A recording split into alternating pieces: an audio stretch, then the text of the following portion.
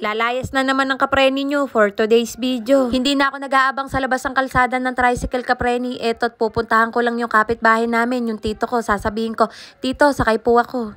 Bumalik ako sa bahay kapreni at pinalitan ko yung suot kong tsinelas. Sus Mariosep kapreni, nilalapnos na. Sa sobrang katipiran ko sa sarili ko kapreni, ni tsinelas sa panlakad, hindi ako makabili. Nasaan ng hustisya? Bakit naman kasi hindi bumili ng tsinelas sa panlakad? Nasa abroad ng asawa. Bakit nga ba kapreni? Kayo na nga lang ang tanungin ko. Ito na lang ang pansinin nyo kapreni, yung mukha ko, bakit lagi ako maganda?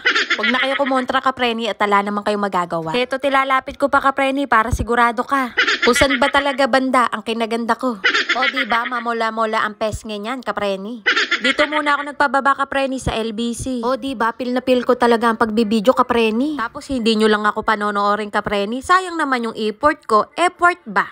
Nakisuyo kuya ko at may pinapadala siya. Wala naman kasing ibang mauutusan kapreni. Hindi naman pwede yung kapitbahay namin. Matagal-tagal na rin akong hindi nakakapag-fill up. Yung nagsusulat ba kapreni? Munti ko pang makalimutan kapreni paano isulat yung pangalan ko. Babalik pa yata ako sa grade 1. Tagayari ko magpadala sa LBC, may bibilin naman ako. May bibilin pa akong gamit ni Kuya Ken. Akala ko kapreni, okay na ang lahat, kumpleto na, hindi pa pala. Sabi ko nga kay Kuya Ken, mga kapreni, bakit ganyan yung teacher mo? May binigay na nga listahan, hindi pa nilagay lahat kung ano bibilin. Syempre, joke lang kapreni, wala talaga akong sinabing ganun.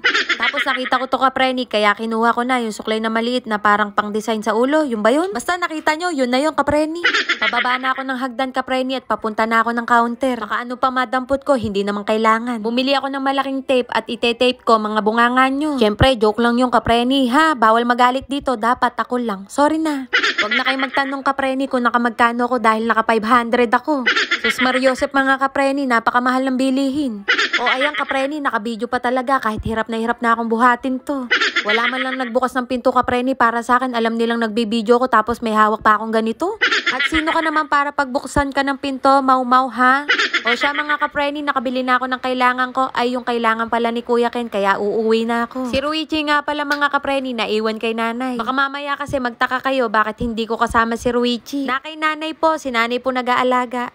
Diretso pa uwi na sana ako kapreni, mayroon ako nakitang milk tea. Namimiss ko na mag milk tea mga kapreni, yung 39 pesos pero wala pala din eh. No choice kapreni, nandito na ako kaysa umalis pa ako. Nakakahiya naman kapreni, kaya ito nilubos ko na lang ang pag-video dito. Minsan na nga lang ako mag-video na maganda yung background kapreni, bakit malungkot pa ako dito?